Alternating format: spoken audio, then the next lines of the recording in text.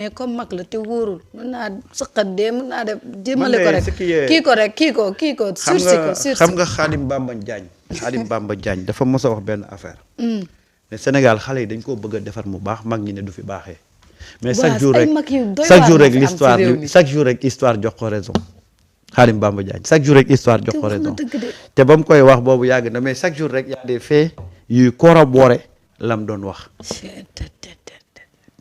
man xam nga man c'est-à-dire que nit ki am na loo xam ne boo fa tollee da ngay xam ne Sénégal moo soxla pour ñu defar ko bu dul man mais di samay doom di samay sët ci kaw nga nangu ndogalu yàlla c'est que nag mag ñi dañoo góoroon fu baax de waaw mais te xam nga nag mag ñi dañu doon nax auparavant yóbbu ñu ci lutte musique danse xale yi sama moroom yi taluñu dara ñii ña nga boîte di fecc ñii ña nga ca làmba ja ñii ña nga ca boîte ya ñoom ñu góor ci réew mi de 1960 jusqu'à nos jours di góor ci réew mi di dund ci réew mi seen lépp nekk ci politique Ousmane ñëw ni xale yi génn leen ci li ngeen nekk ndaw ñi ñooy yore réew mi ëllëg yéen ndaw ñi da ngeen war a liggéey pour réew mi développé te si yéen la réew mi di mujj xale yëpp jug fa xësu bale mag ñi leen duñ dem di ngeen dem di ngeen dem de parce que réew mi ay xale ñoo koy diriger seen wàll wéy na dem leen jaamu ji yàlla lu ngeen defoon ci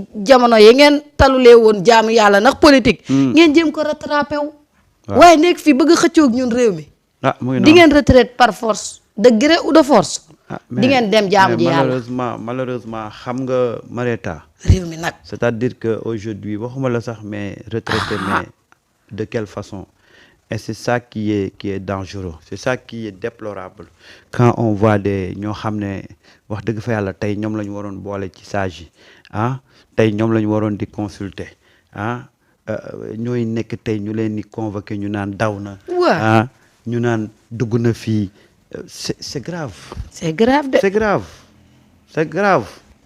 grave week-end bi lu ne dégg na ko ay schéma may wax mu xëy bind ca ngoon nga mu bind texam man ko waroon ngaa rusa bind texte de mais c'est dommage fi mu ne mënatoo fi dugg ci bopp nit et voilà aujourd'hui le Sénégal que nous avons aujourd'hui des gens yoo xam ne tey dañu bëgg a jël réew mi dessiner ko de telle sorte que tu as l'impression que Sénégal rien ne bouge alors que le Sénégal est en train de bouger mais ñoom parce que ñoom seen mbir bougé wul que dañu war a jël Sénégal bloqué ko bokkuma ci dama ciy xëpp suuf du fi amee parce que nag xam nga li yëpp lu ko indi c'est ce phénomène de transhumance là bi arrêté ce phénomène de transhumance là amatul nag parce que gis nga dafa am ñoo xam ne Marieta am na ñoo même su fekkee ne ay jamono dañ doon réclamer wu ne ñu ngi ci opposition bi en sourdine nekk ñu ngi ci opposition bi ils travaillaient avec il y a des gens yoo xam ne ils ont toujours travaillé avec le régime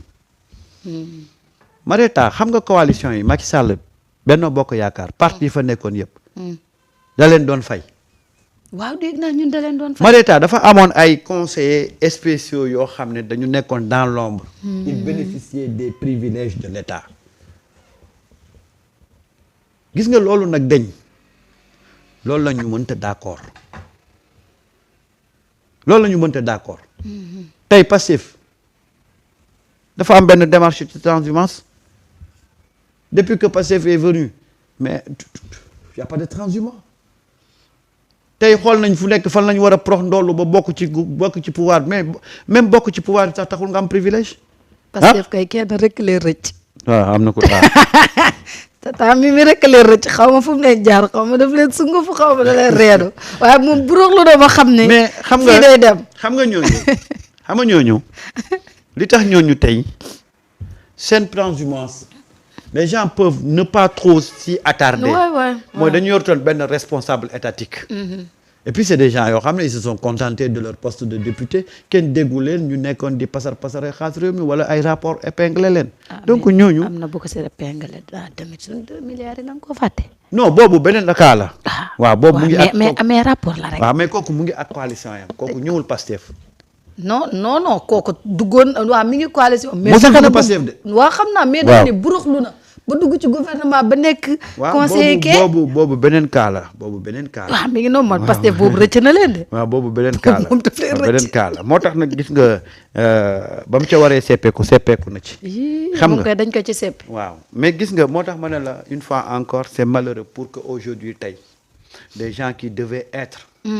dans des comités de sages. pour conseiller ci yenn mbir yi ci Sénégal tey ñoom ngay dégg tey ñu leen di woo ñuy daw naan ay dama jotul convocation wala chef de quartier bee ko jox ak affaire yooyu ci lan ci ay appel au moo la gën a xam ne bu demee vendredi lundi la fay jógee c'est dommage ce pays là et doyen Samba Sénéra dans tout ça parce que nag su fekkee ni ki nga xamante ni moo di Cheikh Bara dafa toog Walf am kàddu yu mu wax Sénéra bind communiqué wax ci kàddu yooyu tey jii Doudou Wade dafa mu toog waxee ko télé boobu xam nañ leen ci seeni jukko mais attention mais en plus de cela tey li mu wax il parle de coup d'état il parle li muy wax nii c'est de l'insécurité c'est la sécurité nationale qui est menacée tey jii ñu doon xaar peut-être moom mu génn def ci ab communiqué wax ci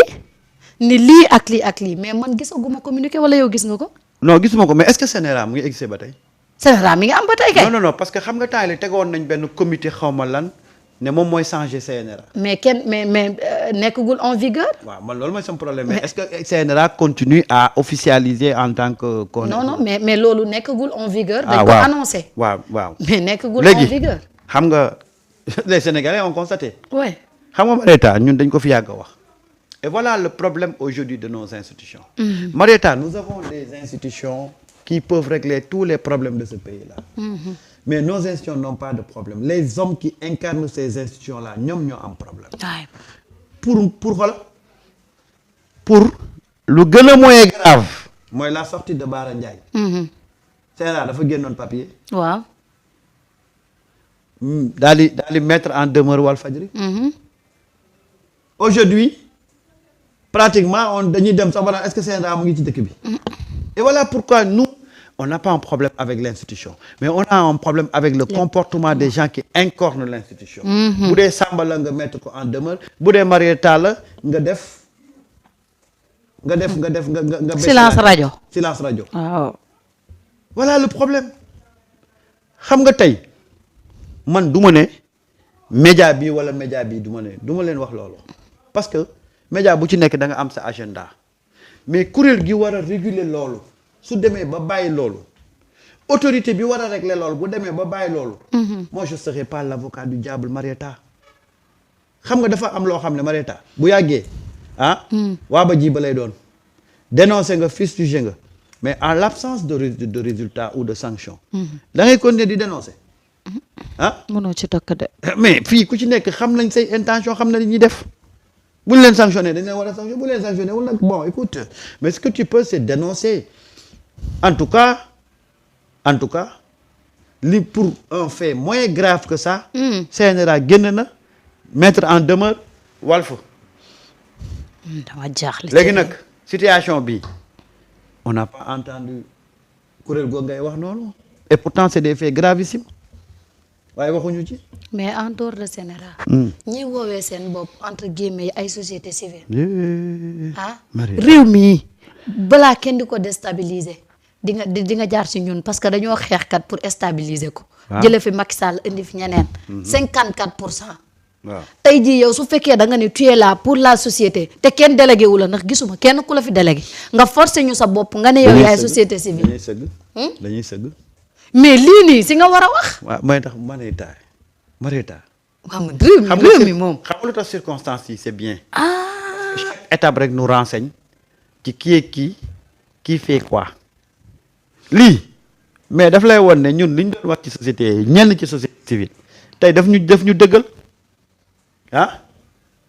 xam nga Marieta le cas de Doudou Wade waaw mais c'est-à-dire que dafa wone ay affaires yu bëri tey Marieta ana coalition bi fi doon fupp naan nous avons pour mission de défendre le président de la République et de porter sa communication ñoom tam dégguma leen ñu wax de waaw xanaa mbir mi moom te Doudou Wade dafa attaqué seen njiit waaw ba tamit waa coalition boobu mi ngi tax moom ba léegi lu tax waxuñ est-ce que mi ngi dox. lu tax waxuñ man kay waxuma ndax mu ngi dox wala doxut xam nga ñoom ñoo fi dàq génne communiqué. waaw waaw. lu tax génne communiqué pour fustiger ce que Doudou Wade a fait ci une coalition boo xam ne dafa jóg ne dafay défendre le président de la République. ay waay Pastef rek a fi défendre président de la waaw République. malgré divergence yi am ñoom ñoo génn ñoom ñoo ñaawlu ñoom ñoo def ay live ñoom ñoo porté le combat. ñoom loo ñaawlu kàddu yu Doudou Wade. pendant ce temps il est où la coalition. ñu ngi séddoo ay billets mag. ah jeex na moo tax gis nga yàlla mu ngi leen di àtte mu ngi leen di àtte te dara xewagul xoolal. ku ne yaa ngi tëb de. waaw ku ne yaa ngi tëb di daal. coalition bi dafa génn ne ñoom désormais ñoom dañuy ériger wu en bouclier pour défendre le président mais faire la promotion de ses réalisations. waaw parce que boobu dañu jàppoon ne Pastef dafay attaquer le président. alors que appareil Pastef xajul ci kenn. mais Marieta c'est-à-dire que tey les gens lu ñu war a autoriser waaye mais ana coalition bi yéen daal coalition bi daal yéen du ngeen communiquer du dul ci ay privilèges. waaw bu ñu leen joxee billet màkk ngeen ne jox na leen billet màkk. waaw bu ngeen ubbee permanence ne ubbi ngeen permanence yéen daal noonu ngeen nar a défendre le président. du nii de. ah du nii de. yaa bimbam. ku ne nag sa intérêt rek ngay. déedéet. ñoom seen ñoom instant bii xooluñu ay baay basa yi défendre de seen intérêt la ñuy défendre. cohérence pour cohérence dañoo génnoon ne xam nga moo tax gis nga Pastef dama leen wax ne combat bii ñu nekk nii. Pastef aura toujours raison. xam nga ñoom dañoo jékki-jékki ñu ne Pastef ne communique que sur les actions du premier ministre. waaw bëgg a xaajale.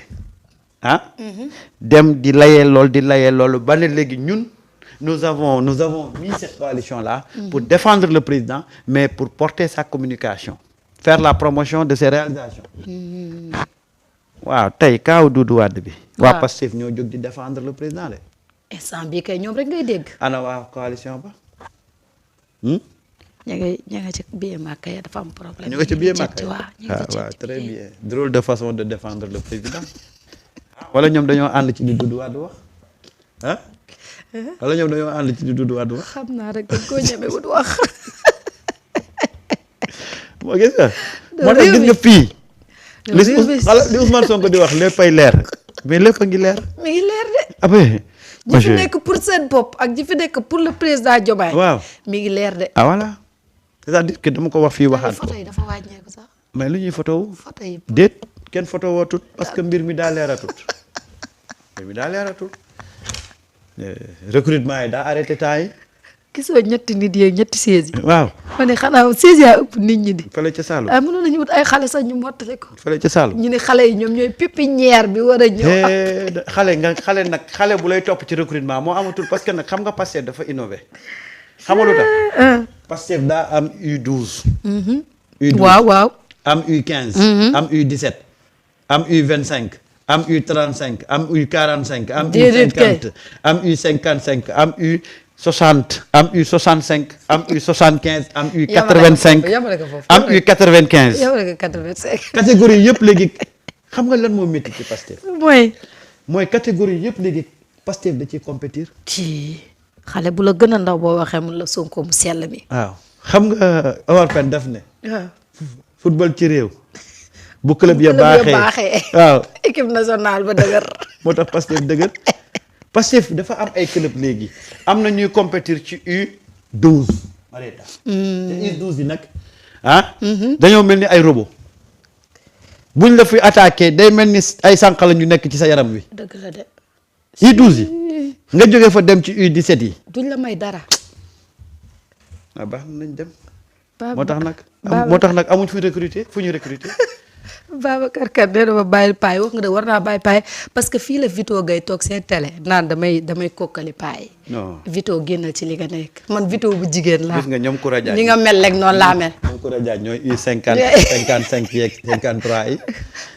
Vito maag moo ma yem man Vito bu jigéen laa. waaw na génn ci lim ne mais nag wax na dëgg suñu gaal 24 daf maa jig de loolu moom dëgg la.